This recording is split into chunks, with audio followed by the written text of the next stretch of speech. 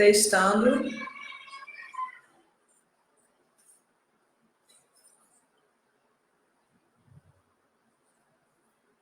Testando.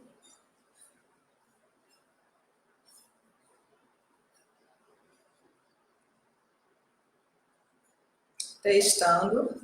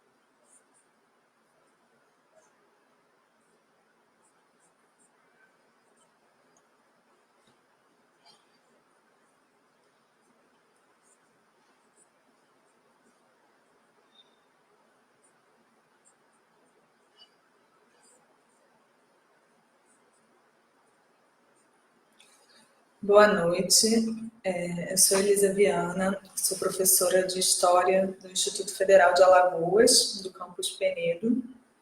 Eu sou mestre e doutora em História das Ciências e da Saúde pelo Programa de Pós-Graduação em História das Ciências e da Saúde da Casa de Oswaldo Cruz, na Fiocruz, do Rio de Janeiro.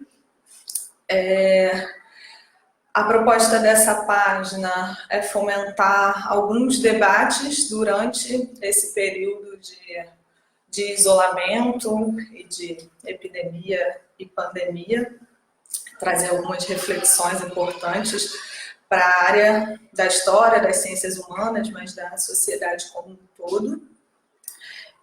Eu queria, em primeiro lugar, agradecer o Paulo pela iniciativa, quer dizer, parabenizar pela iniciativa e agradecer o convite de começar essas discussões com esse debate de hoje, com essa semana de discussões sobre história das doenças, epidemias e pandemias. Eu estou aqui hoje para falar sobre as doenças na história, as epidemias e sociedade. Eu pesquisei, na verdade, a minha área de estudo é a história das doenças. Eu vou falar um pouco mais sobre esses campos de estudo daqui a pouquinho. Eu pesquisei na minha monografia de graduação, dissertação e tese, especificamente a história da AIDS no Brasil, não só no Brasil, né, também na França, na dissertação, que foi uma pandemia importante que vivenciamos na década de 1980, que traz algumas semelhanças importantes para a gente pensar o contexto que estamos vivendo. Há alguns anos eu participo de um grupo de estudos em História das Doenças, coordenado pela professora doutora Dilene Raimundo do Nascimento, no Rio de Janeiro, em que a gente vem, ao longo do tempo, discutindo diversas questões sobre diversas doenças e epidemias na história, pensando a representação social das doenças, pensando o significado social das doenças, que nesse momento em que a gente está vivendo se torna importante. O grupo de estudos também tem sido importante para pensar e pensar alto nos últimos dias, nas últimas semanas, e acho que ao longo do projeto do História em Quarentena vocês terão contato com outros membros desse grupo, com outras reflexões num caminho similar, mas não igual, né, para a gente pensar. E aí eu queria começar falando da importância da gente utilizar a história como ferramenta nesse momento. Eu acredito que boa parte das pessoas que estão acompanhando agora são historiadores, professores de história, mas também estou pensando aqui no público em geral, na verdade, na nossa sociedade, né? Pensar que a gente vive um momento de desvalorização da história como disciplina, mas que momentos como esse nos relembram a importância das ciências humanas de modo geral, né? Que diante do desconhecido, do inesperado, da crise, a gente mobiliza diversas ferramentas para tentar entender, agir e reagir diante do que se vive, e a história e as ciências humanas certamente são ou trazem algumas dessas ferramentas. E aí, para apresentar para quem não conhece esse campo de estudo de onde eu venho, queria separar ou explicar, né, na verdade, que estão entrelaçados. A história das ciências, por exemplo, então, tipo, eu venho de uma área do saber que é a história das ciências e da saúde, onde a história das doenças está inserida. Então, para a gente pensar que historicizar a ciência, ou pensar a ciência como um processo, um fenômeno histórico, nesse momento que a gente está vivendo, é óbvio e não é, né? Mas para a gente pensar que são inúmeros os fatores sociais que estão implicados na produção do conhecimento científico, na viabilidade das instituições científicas e no como que isso se desenrola nos diferentes contextos culturais, econômicos, sociais, geográficos, etc. E aí, nesse sentido, o campo da história da saúde também nos traz uma série de ferramentas para pensar como também a saúde necessariamente um fenômeno social também, do domínio da história, das ciências humanas, por ser historicamente construída, por estar historicamente imbricada, relacionada a uma série de fatores também culturais, econômicos, sociais, geográficos, etc. Então, quando a gente pensa também hoje uma situação de dramaticidade da saúde pública por conta de uma pandemia, a gente pensa na importância de lembrar quantas coisas estão relacionadas à saúde, de modo geral, e que muitas vezes a gente automatiza a questão disso com a medicina. Então, para pensar que a saúde está relacionada à produção do conhecimento científico, ela está relacionada ao serviço social, ela está relacionada à saúde mental, ela está relacionada à engenharia, à gestão pública, a uma série de coisas que formulam e reformulam o que a gente compreende como saúde e doença na nossa sociedade e o que a gente compreende como saúde pública também. Eu acho que nos últimos dias a gente vem percebendo como uma série de coisas interferem no que a gente compreende como saúde pública. Eu acho que isso é um ponto importante para a gente começar a debater.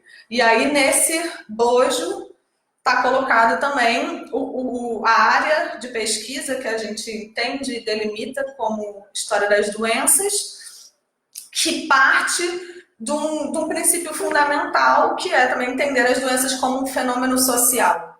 E acho que, assim, para quem tá dentro da história, é também já comum pensar que qualquer objeto pode ser historicizado, que tudo que está no mundo, tudo que tem a ver com a ação humana merece ou é passível de pesquisa dos historiadores, é passível de pesquisa da história. Mas eu acho que também num momento como esse, é interessante pensar como que a gente, na historiografia, se a gente pensa a história como o estudo do passado, sem aprofundar aqui em grandes reflexões, definições do que é a história. A gente pensa nessa história como um estudo do passado, em que a gente, constantemente, pelos documentos, pela análise dos documentos, a gente conversa com os mortos, a gente procura nas pessoas que viveram no passado a construção de sentido, digamos assim, da historicidade.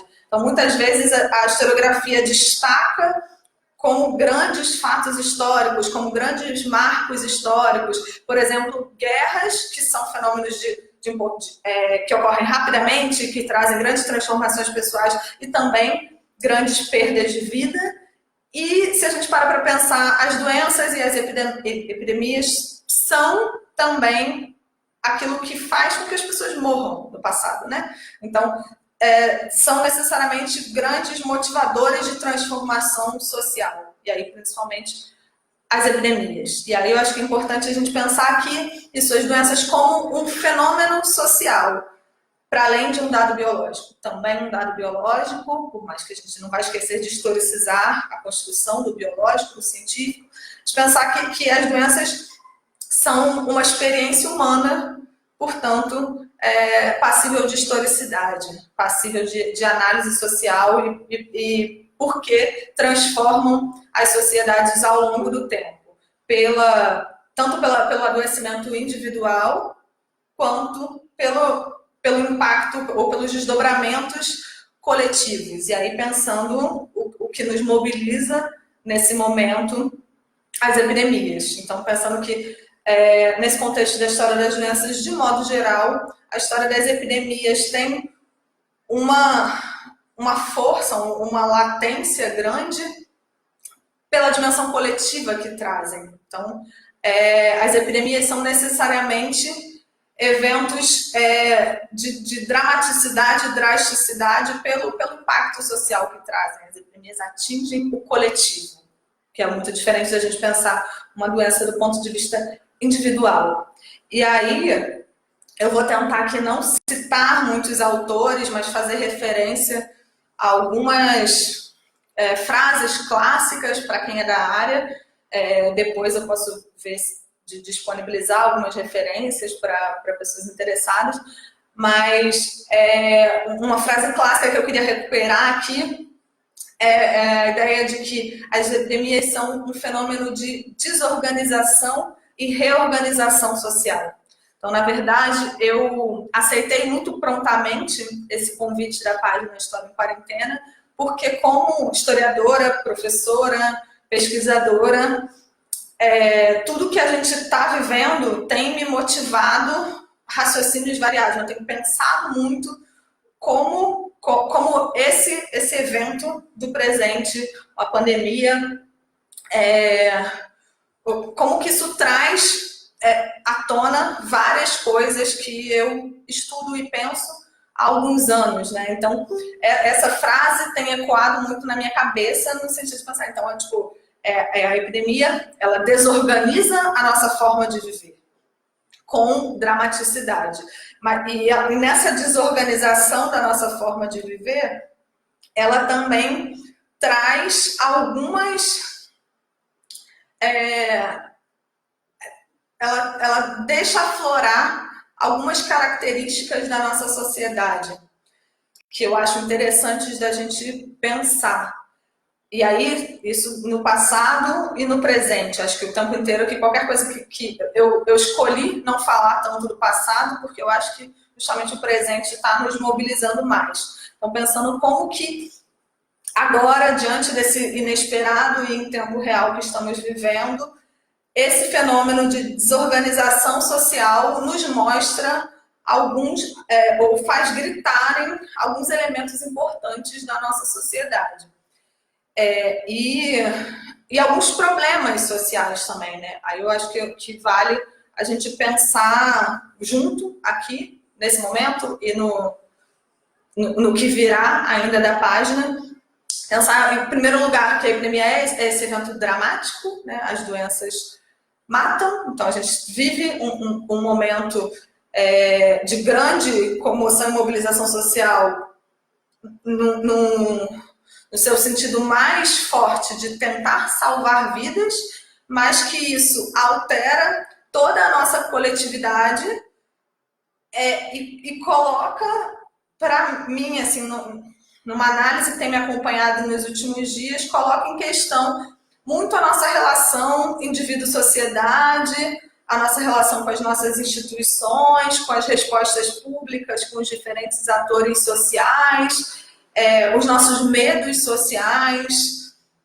a nossa forma de viver o trabalho, a nossa forma de organizar a economia. Então, acho que nesse momento a história das doenças nos ajuda como ferramenta, porque nos lembra como tudo isso está colocado em questão ao mesmo tempo. Todos esses fatores sociais estão fervilhando nas nossas cabeças e nas nossas vidas ao mesmo tempo. E que isso traz dimensões do íntimo, da experiência, e também dimensões muito coletivas, dimensões como sociedade. E eu acho que é essa tensão que a gente vive, e aí eu acho que a gente vive nas últimas décadas, né? Pensando nessa virada, final do século XX, primeiras décadas do século XXI, a gente vive um momento de tensão entre os grandes modelos coletivos e uma emergência de um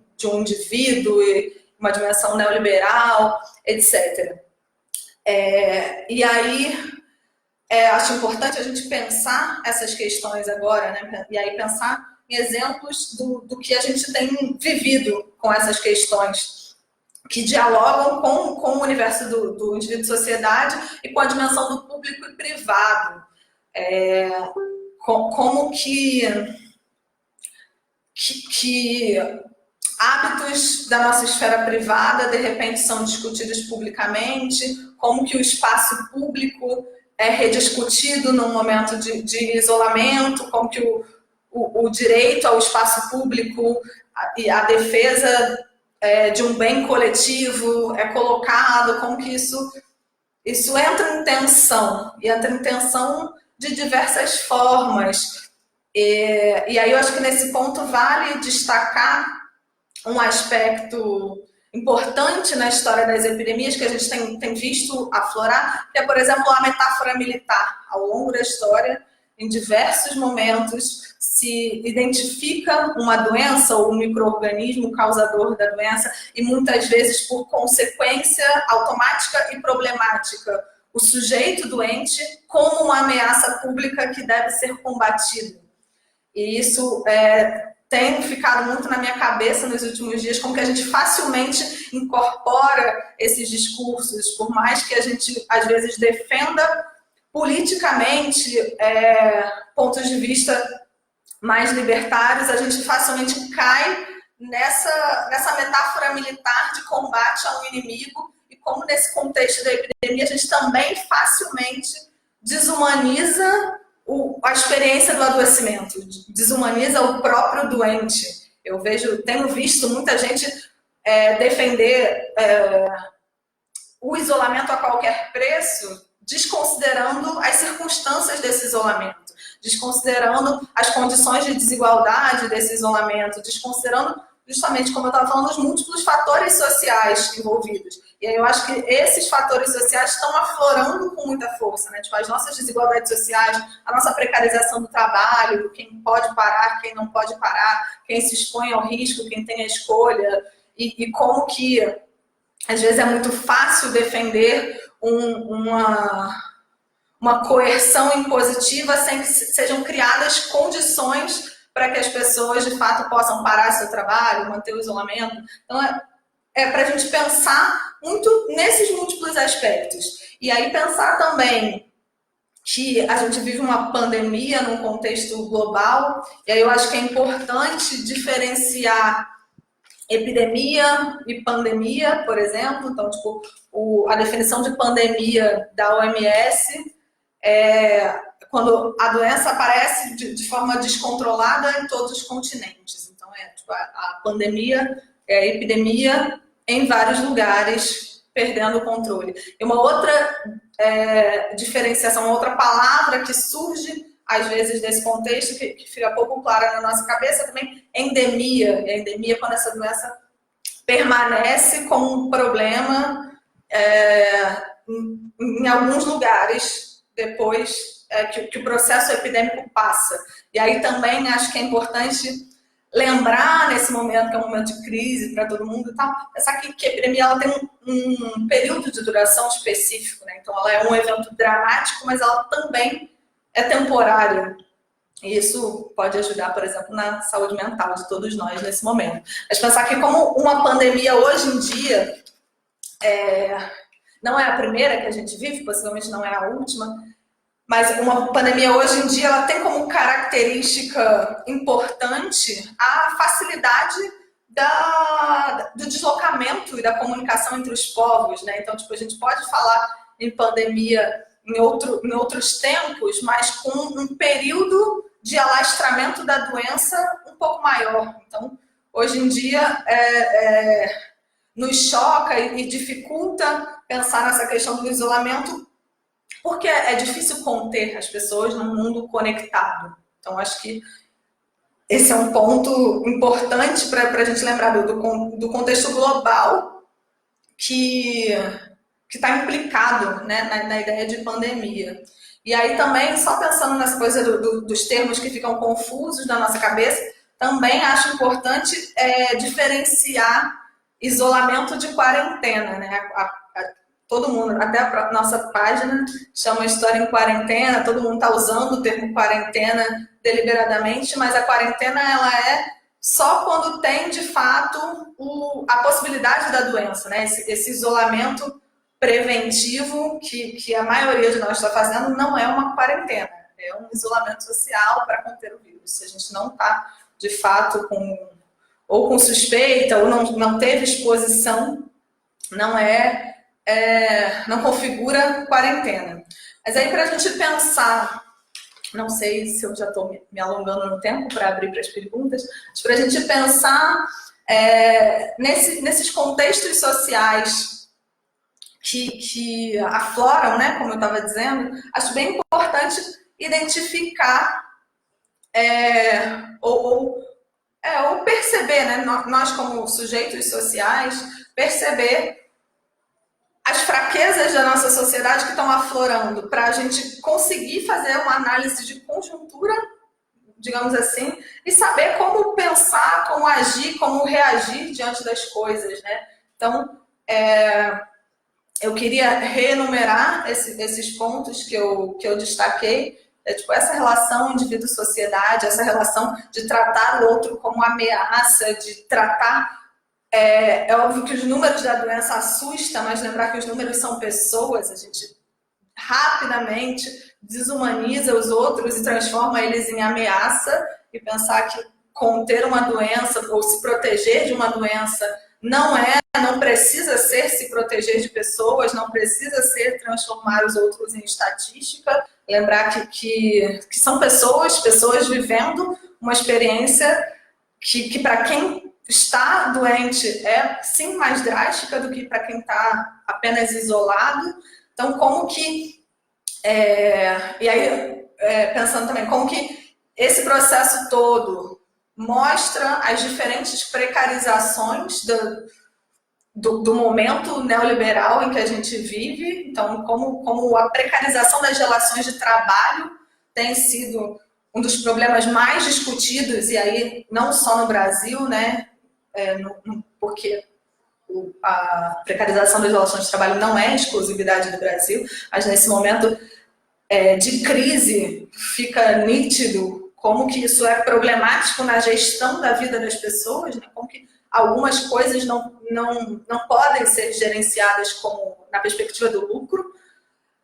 Como que, se a gente localiza diferentes ou especificidades do Brasil, ou mesmo de diferentes regiões do Brasil, porque a epidemia no Rio de Janeiro, em São Paulo, não é a mesma que em Sergipe, Alagoas, Pernambuco, porque as particularidades nessa hora falam muito alto, aspectos culturais nessa hora falam muito alto, e evocam desigualdades. Então, se a gente pensa assim, como no primeiro momento a gente usa como referência as ferramentas e as outras experiências que a gente tem, né? Tipo, da China, da Itália, da Espanha, da Alemanha, mas como também fica nítido nesse momento a nossa história política, como a descrença nas nossas instituições, a carência da nossa educação, a nossa relação com o Estado, e aí tem uma historiografia vasta para discutir a própria questão da cidadania no Brasil. Então, como a falta do acesso à cidadania, nesse momento também fica gritante. Então, tipo, um Estado, e aí não estou falando de governo, estou falando de Estado, um Estado brasileiro que pouco fornece para as pessoas, principalmente para as populações vulneráveis, direitos básicos, de repente, que é apenas impor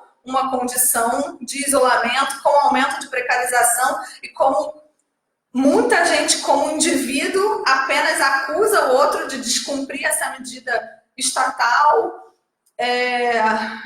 abrupta, como a gente quer que o outro aprenda da noite para o dia, aprenda e respeite uma decisão abrupta, sem reflexão, sem educação para a saúde. E aí também observando a prática das pessoas, a gente vê como que para todo mundo tudo é meio confuso e rápido demais, assim, como que as pessoas se desesperam e adotam a máscara sem saber que a máscara não está protegendo, como que...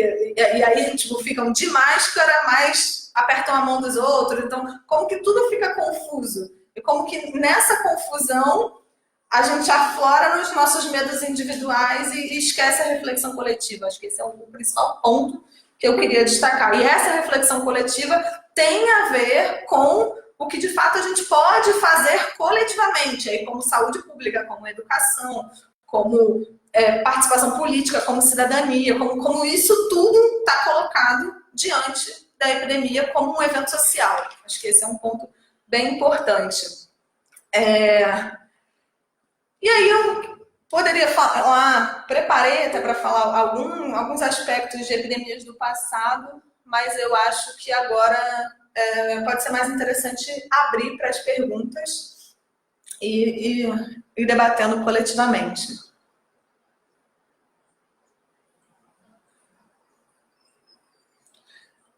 Eu vou abrir as questões em áudio.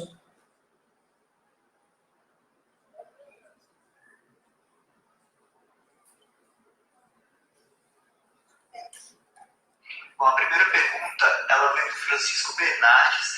Ele pede que você faça uma comparação, se for possível, entre o H1N1 e o coronavírus com relação à quantidade de óbitos que estão ocorrendo. Ele diz que viu no Twitter do ministro Osmar Terra uma fala minimizando o impacto que temos hoje. Bom, eu não vou ter grandes contribuições quantitativas, porque eu acho que também cada um, nesse momento de agora, tem as suas estratégias de sobrevivência, e aí uma coisa que eu não estou fazendo é comparar números, mas eu acho que qualquer análise comparativa nesse momento que tente... É porque a gente também perde um pouco a dimensão entre conter o pânico e desvalorizar a importância da situação. Então, assim, o H1N1 também teve proporções drásticas, mas isso não diminui a dramaticidade da epidemia do coronavírus que a gente vive agora. Então, eu acho que esse tipo de comparação apareceu em outros momentos da história, quando a epidemia de AIDS surge, a pandemia de AIDS surge, por exemplo, A ministra da Saúde, na época, teve um discurso parecido com o que a gente ouviu circular aqui agora também, assim, mas vai se preocupar com essa doença nova se o Brasil tem tantos casos de doenças que entram no pacote que na epidemiologia são classificadas como doenças negligenciadas, mas tem tantos casos de leishmaniose, tem tantos casos de outras doenças, assim, hierarquizar a importância das doenças nesse momento, acho que acaba tendo um pouco valor, né, pouca efetividade, porque é um problema central que precisa de resposta pública, e aí não só do Estado, né, mas de todos os atores sociais envolvidos. Inclusive, se a gente pensa na tragédia de uma epidemia e do que está motivando principalmente o isolamento, que é não sobrecarregar o sistema de saúde, na verdade, se a gente tem uma sobrecarga dos atendimentos pela epidemia de agora, a gente não consegue dar atenção a todas as outras demandas de saúde que já existem e não vão ser interrompidas. Então, acho que essa comparação é pouco prática nesse momento. Não sei se respondi a pergunta. A segunda pergunta é do Germano Iuzak, e ele pergunta o quanto estamos longe de uma cura. Bom, então, quem é da história sabe que a história não é oráculo, né? A história é uma explicação que às vezes a gente ouve muito na educação básica e dá um trabalho para problematizar, que a história é o estudo do passado para a gente saber o que vai acontecer no futuro. Não, a história não é mestra da vida, a história não faz previsões. Na verdade, o que a gente pode pensar hoje, numa análise de conjuntura, é pensar que o investimento da ciência é o que ajuda na produção de medicamentos eficazes, de vacinas. Então, na verdade, isso, mais do que prever quanto tempo, que é uma coisa impossível, é pensar como também que um momento como esse, isso vem circulando em memes, né? Como que um momento como esse evidencia mais do que nunca a importância de um investimento na ciência, né? E aí também uma ciência autônoma é impossível, mas uma ciência que não seja refém da indústria farmacêutica, como a discussão de uma saúde pública e universal, e aí pensando o princípio do nosso sistema de saúde, que é um sistema único por defender o direito universal à saúde, traz ou possibilita um tipo de solução real, assim, como que o investimento numa ciência não prisioneira da indústria é o que pode trazer mais rápido um tratamento, cura, vacina, etc.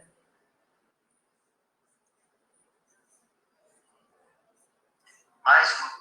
A terceira, ela vem da Patrícia Luque, de Niterói, e ela diz assim: nós já tivemos outras pandemias, mas qual o impacto da rapidez dessa atual por conta da rápida disseminação dos países? No passado, demorava-se mais para se espalhar. Então, acho que esse ponto da velocidade talvez seja um dos pontos que mais assusta, né? Então, de fato. Mas aí também é importante pensar que a velocidade dos meios de transporte hoje, a intensa circulação de pessoas hoje assusta, mas para a gente pensar também como em outros momentos da história foi também o deslocamento que disseminou doenças, né? Então, para a gente não entrar numa paranoia de achar que as pessoas não devem se deslocar, apesar de, nesse momento, ser importante o isolamento social e a diminuição ao máximo do deslocamento de longa distância. Mas se a gente pensa, por exemplo, na própria expansão marítima, em que boa parte da população ameríndia, da população original do nosso continente, foi dizimada por doenças vindas dos europeus, ou como que a peste bubônica se espalhou por vários lugares e também teve dramaticidade, ou como a própria pandemia da gripe espanhola, que tem sido tão lembrada nesses tempos, 1918, teve uma participação importante dos deslocamentos da guerra. Então, como que os deslocamentos fazem parte hoje em dia, com uma velocidade maior, sim. Mas se a gente para pensar também, essa velocidade ela trabalha em outras escalas, justamente a possibilidade e a conexão de respostas públicas também faz diferença numa hora dessa. Então, quando a gente pensa na ajuda que a China tem podido fornecer para a Itália, ou na possibilidade das redes, e aí redes como redes de contato de diferentes pesquisadores, de diferentes núcleos de pesquisa e ciência ao redor do mundo. Então, a ciência hoje em dia também está muito mais conectada e a gente pode pensar que isso facilita a hora que tiver uma resposta da ciência, ela se alastrar com mais rapidez também. Então, para a gente não demonizar essa rapidez e pensar isso como um dado do nosso tempo. Um dado que interfere no nosso tempo, mas que em outros tempos foi apenas diferente, não necessariamente melhor ou pior. Mais uma pergunta, é uma sigla, né, DMDC, por isso não tem um nome, e pede que se você pode explicar exemplos de mudanças nos usos sociais trazidos por epidemias. Mais uma pergunta. Exemplos de mudanças dos usos sociais trazidos por epidemia. Olha, essa semana mesmo, antes de pararem todas as atividades no meu trabalho, eu me peguei pensando sobre isso, sobre essa incorporação de hábitos que a gente pode entender como prevenção, também discutir o conceito de prevenção, mas eu preocupadíssima com toda a questão do coronavírus, mas eu saí do banho e automaticamente passei o inseticida na casa, passei o repelente no meu corpo. E aí pensei, olha só como está um hábito de uma outra epidemia já incorporado na minha prática. Então, acho que isso é um hábito importante. E aí a gente pensa também a recorrência das epidemias de dengue para a gente no Brasil e agora de outras doenças também transmitidas pelo Aedes aegypti, Zika, chikungunya. Então, pensar como são também problemas importantes de saúde pública para a gente, mas que isso também não vale a pena hierarquizar. E acho que um outro hábito importantíssimo, principalmente para mim, porque é o meu tema de estudo que epidemias trouxeram, é o uso do preservativo como prevenção de infecções sexualmente transmissíveis, né? Então, como que as doenças mudam, sim, a nossa forma de agir, a nossa forma de viver mesmo, né?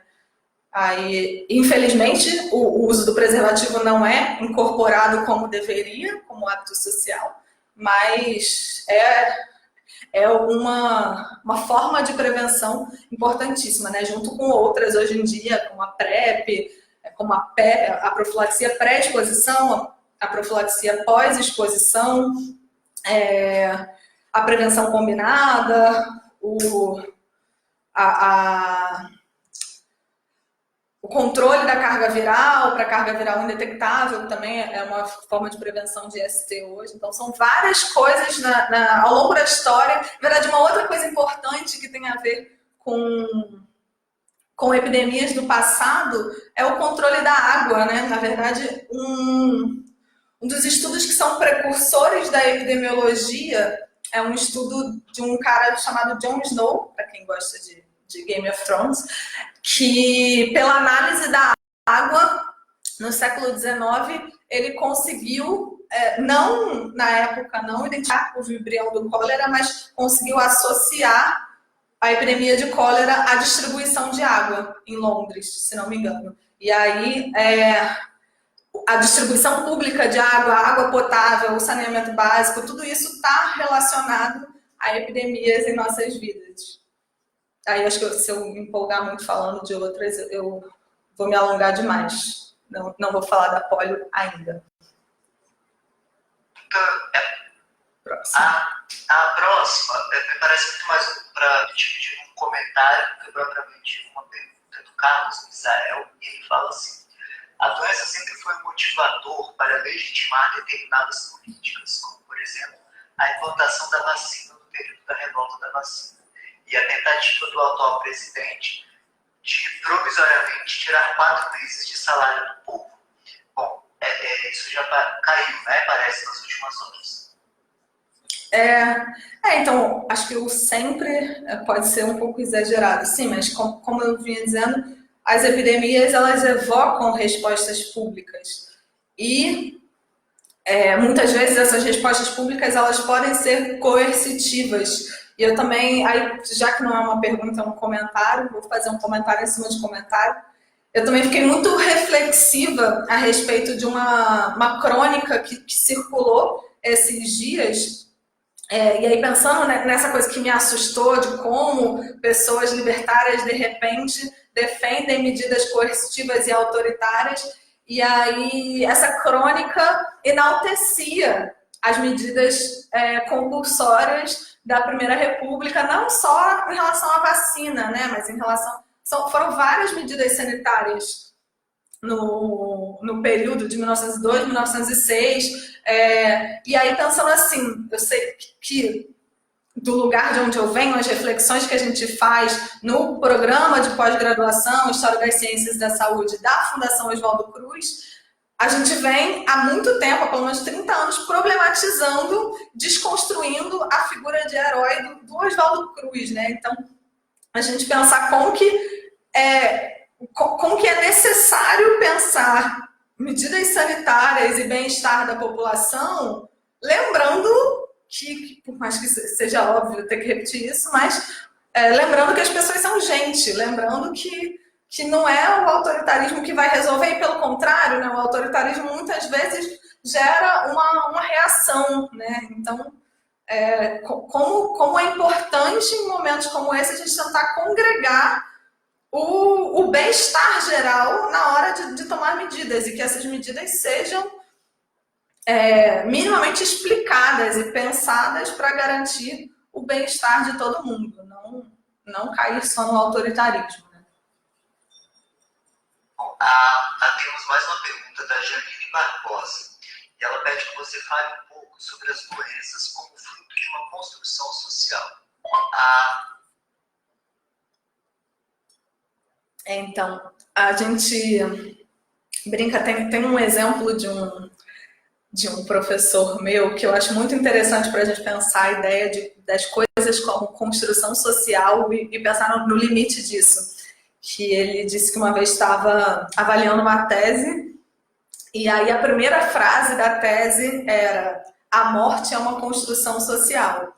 E assim, existe e aí isso vai levar para uma discussão teórica em muitos aspectos, mas assim, existe uma dimensão do real no sentido do palpável nas coisas. Então, dizer que algo é uma construção social não é dizer que a coisa não existe e foi inventada por sociólogos e pensadores das humanas. É dizer que esse dado está relacionado a inúmeros aspectos. Então, dizer que é uma construção social não quer dizer que alguém construiu socialmente.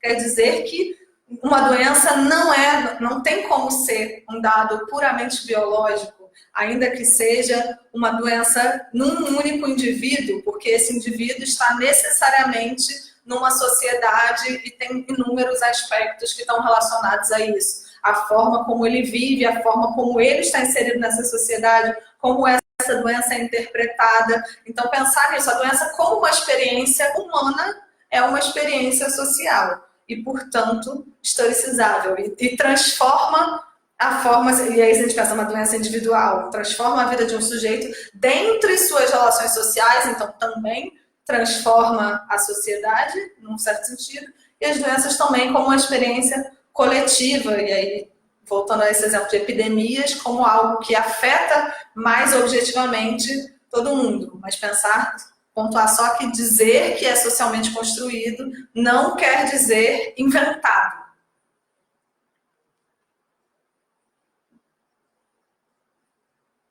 Aqui, a Marla, acho que é Marla Fernanda, pede que você comente alguns casos do passado, a título de comparação com a pandemia de agora.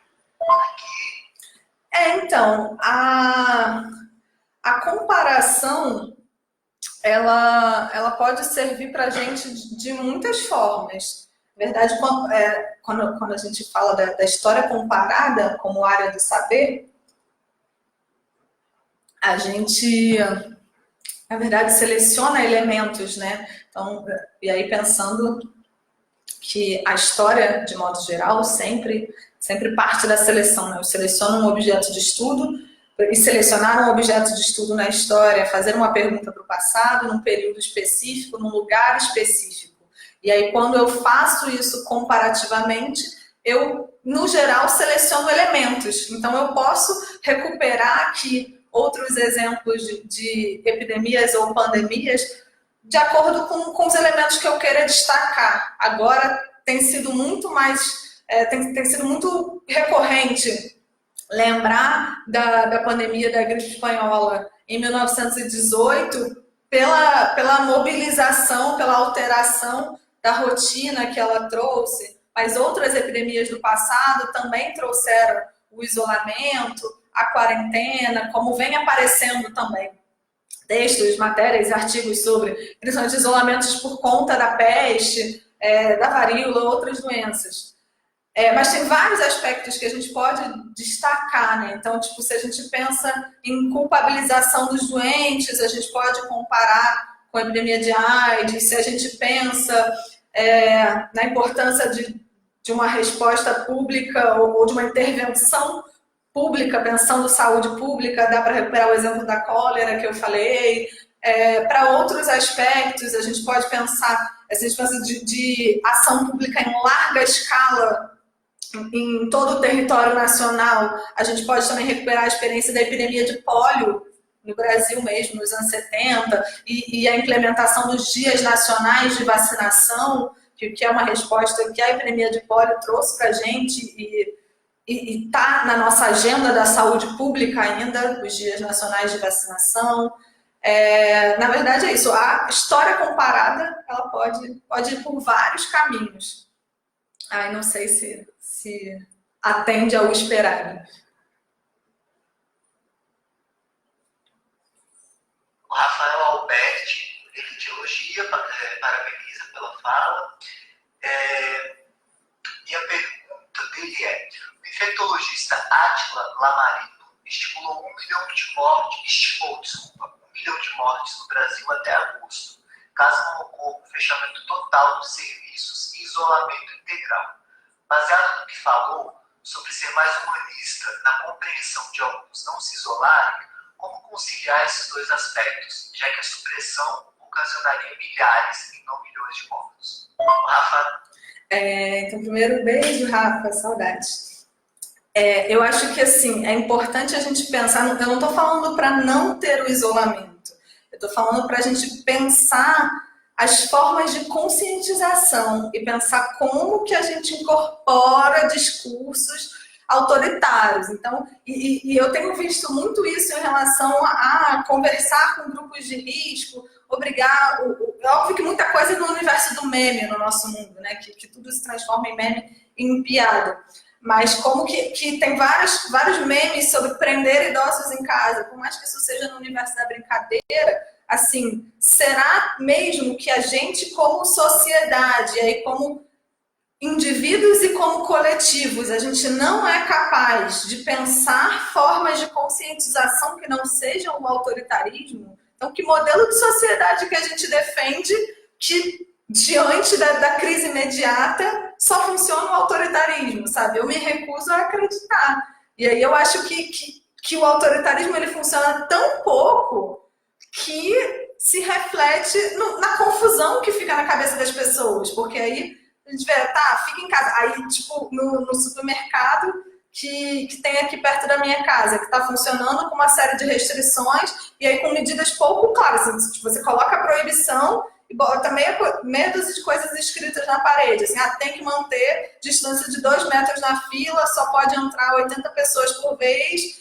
E como não está claro para as pessoas, como não está sendo explicado para as pessoas de uma forma que funcione, aí a gente pode sim discutir de uma forma que funcione, aí as pessoas ficam a 2 metros de distância na fila, mas quando chega dentro da prateleira do mercado ficam aglomeradas. Então, assim, como que tem sutilezas e subjetividades que a regra não dá conta. E é justamente isso que torna mais difícil manter a efetividade de um isolamento, assim, de que adianta você isolar se no único momento que a pessoa vai na rua, ela não tem a dimensão do que é realmente necessário fazer para conter a transmissão, sabe? Então é mais nesse sentido, da gente repensar ou tomar um cuidado, e eu estou chamando a atenção para isso, pensando assim, nós historiadores, nós educadores, nós profissionais de ciências humanas, porque eu tenho visto isso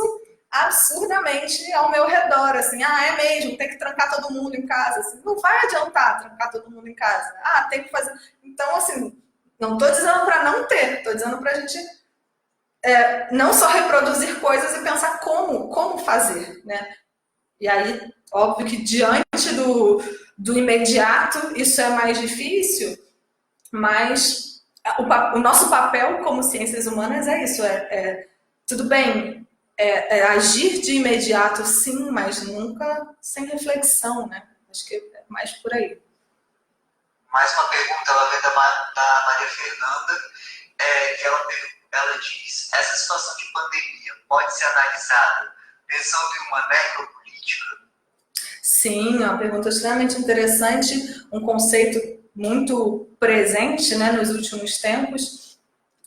Sim, principalmente se a gente pensa do ponto de vista das desigualdades em saúde, né? Então, acho que esse é um dos pontos importantes da gente pensar também quando a gente pensa em quem o autoritarismo atinge mais, é pensar nas populações que são mais vulneráveis, assim. Na verdade, negligenciar alguns pontos e não ter uma resposta efetiva, na verdade, prejudica sempre as parcelas mais vulneráveis da população, né? Então, tipo, quem não tem como se isolar, quem não tem condições de habitação, ou quem não tem moradia, e aí voltam todos os direitos furtados da nossa população, que se tornam mais latentes e afloram num momento como esse, né? E aí volto a chamar a atenção para a discussão da precarização do trabalho, né?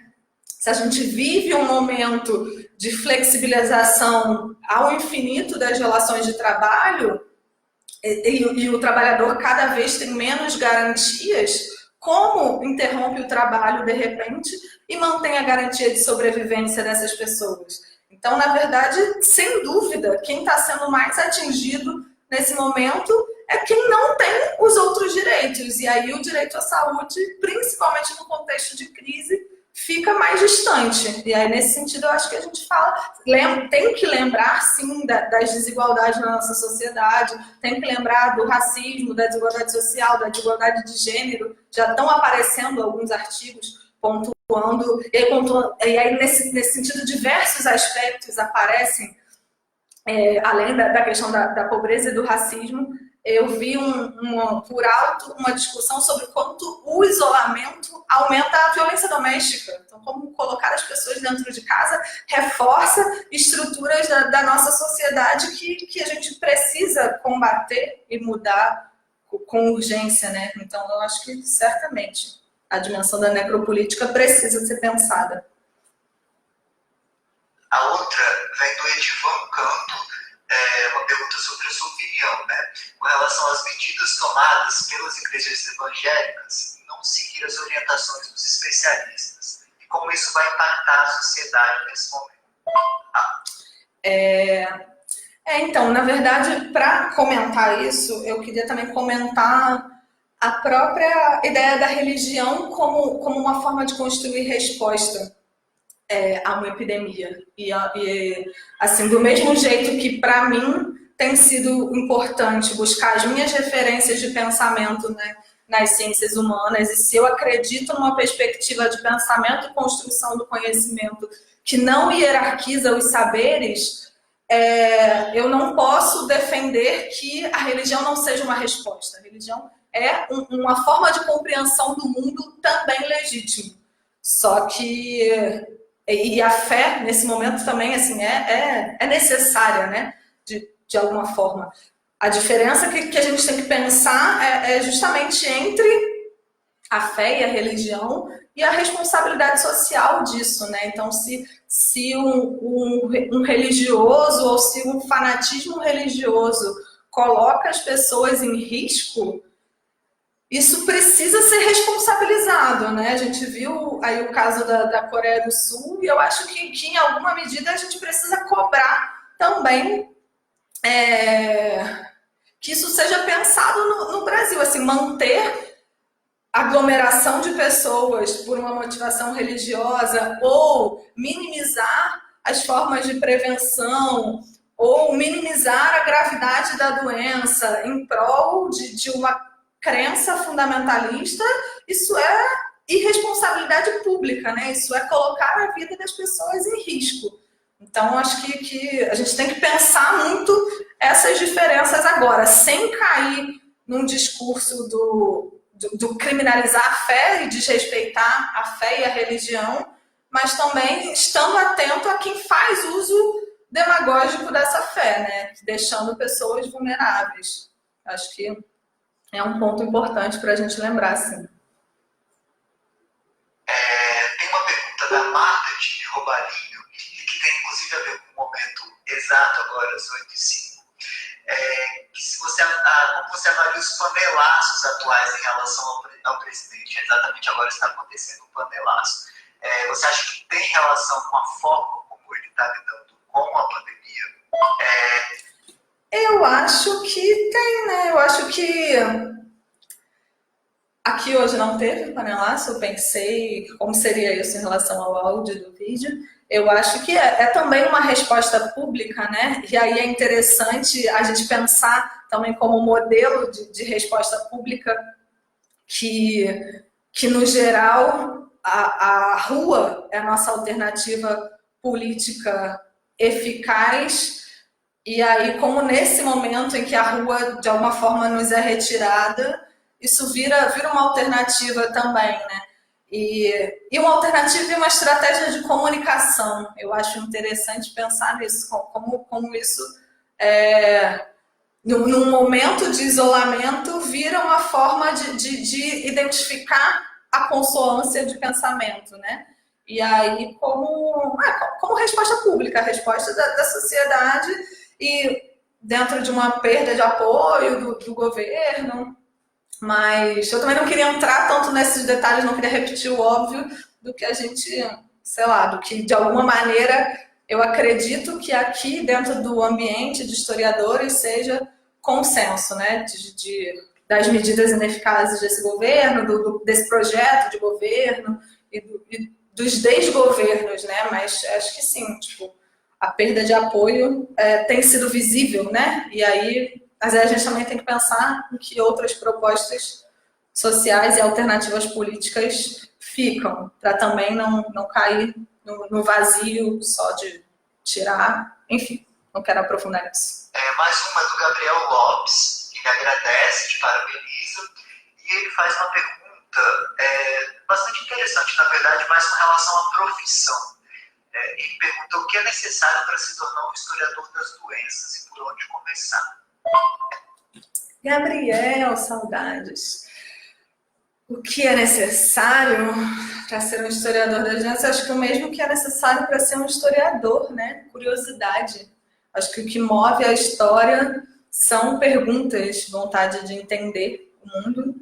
E aí pensar nisso. Acho que se a gente entende, aí talvez eu nesse momento fale excessivamente para historiadores, mas se a gente entende o percurso da historiografia, o percurso das escolas de análise, trazendo novos objetos, novos problemas, novas abordagens para a história, a gente adota e internaliza o pressuposto de que tudo é historicizável. Então, para se tornar um historiador das doenças, não é necessário nada diferente do que para se tornar um historiador. Perguntas, documentos, metodologia, teoria, um recorte, tempo, espaço e afinco para pesquisa, né? Eu acho que é só isso.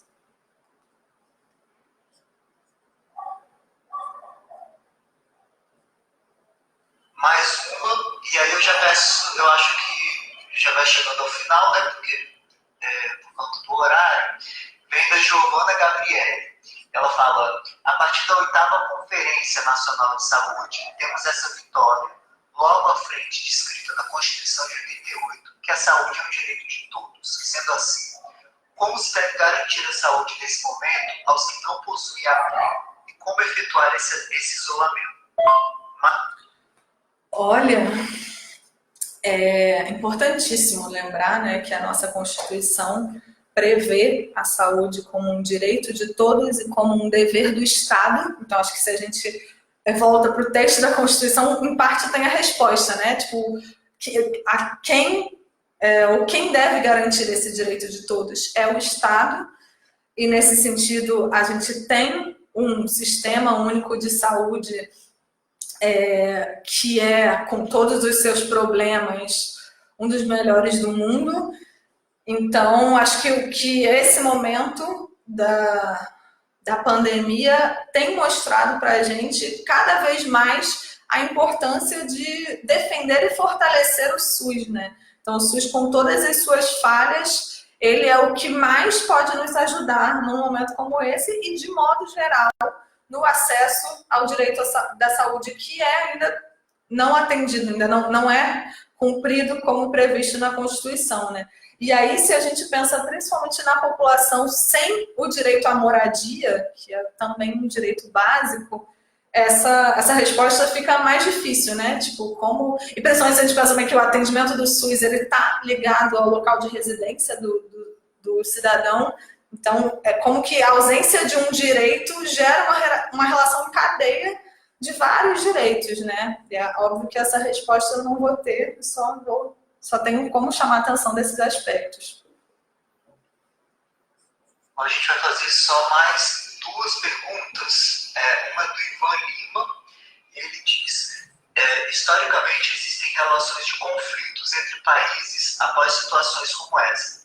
E a partir da lógica da culpa, e se isso deve aumentar o preconceito com relação aos chineses, uma lógica de aversão como se fossem doentes.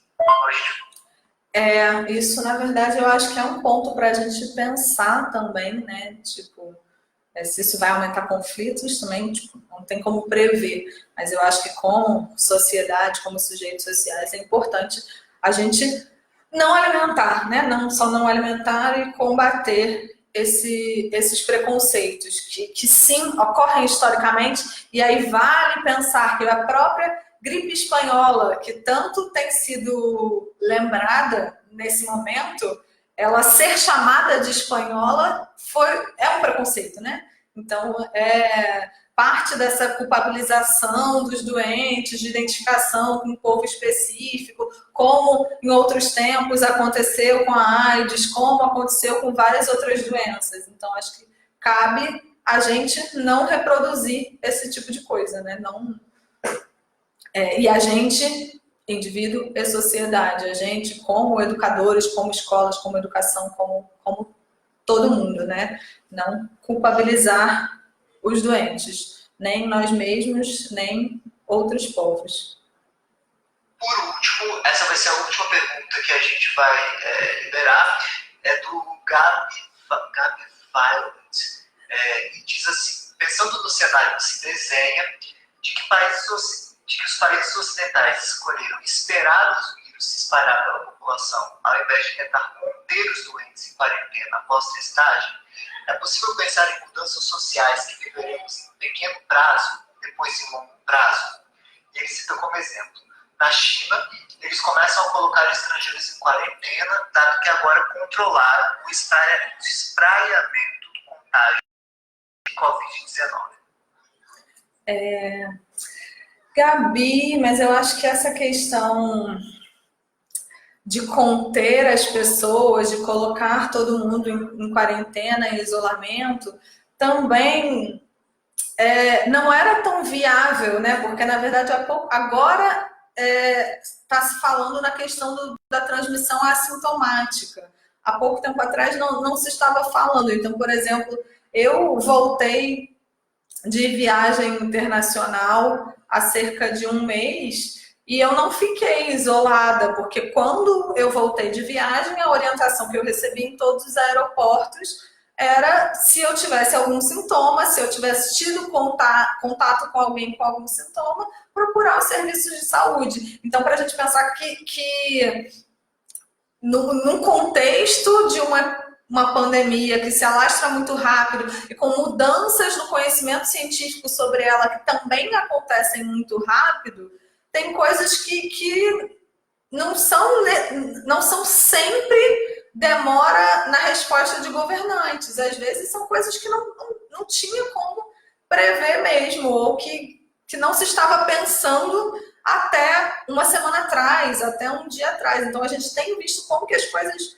mudam numa velocidade muito assustadora. Mas também que a demora na resposta dos governos interfere, certamente. Mas só para a gente também não ser ingênuo nessas, sei lá, não é nem ingênuo, para a história, a expressão que a gente usa com facilidade para isso é não ser anacrônico, né? A gente falar em anacrônico para um mês atrás parece estranho, mas é porque as coisas são imediatas a esse ponto, né? Então não tinha assim. Sei lá, se eu trouxe o vírus assintomático, eu não tive contato com ninguém que tenha tido sintoma, não apresentei nenhum sintoma, ninguém que teve contato comigo teve sintoma, mas não sei, agora eu acho que eu posso ter trazido o vírus. Então, se a gente cai nesse esquema, assim, sei lá, a gente pode se perder na própria análise. Depois a gente conversa mais, Gabi Violet. Bom, agora a última, que é da nossa querida Andréa Casanova. Ela pergunta: Elisa, como não tem medida coercitiva diante da falta de informação da sociedade brasileira? Hoje vi vários idosos na rua e filas imensas de trabalhadores nas estações de trem do Rio, sem proteção alguma. Andréia, minha queridíssima, então, eu vou discordar num ponto muito importante, que é a ausência de informação. Eu acho que no mundo em que a gente vive, a gente tem um excesso de informação. E aí, justamente num contexto de crise onde está todo mundo confuso, o excesso de informação, as fake news, elas mais atrapalham do que ajudam. Então, nesse sentido que eu defendo a importância de resposta pública, sim, mas resposta pública que funcione, que dialogue, que explique a importância. Então, e explique a importância considerando a demanda das pessoas, assim, porque aí todo mundo está repetindo assim, mas os idosos na rua, a gente não sabe se os idosos têm alternativa, a gente não sabe como que chega o acesso à saúde, a educação para a saúde, que tipo de informação e a qualidade dessa informação que chega. Eu duvido que não chegue nenhuma.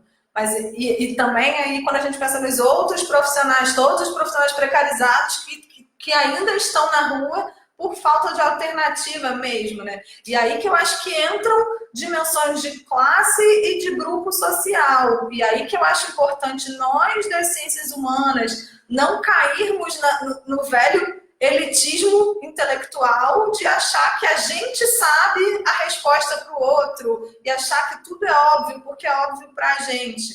E não é. E aí também volta um ponto. No nosso país, no nosso histórico de descrença nas instituições, no nosso histórico de coerção do Estado, sem direitos, a gente quer que o outro, que o cidadão comum, ou que todos nós apenas obedeçamos uma medida da noite para o dia vinda do Estado. Me parece pouco lógico, principalmente para a gente. Por isso que eu estou fazendo essa reflexão. Mas beijo, Andréia. Saudades sempre. Enfim, vou encerrar, agradecer a todos. Foi ótimo. Espero que vocês acompanhem as próximas sessões, as próximas discussões da página. Tchau.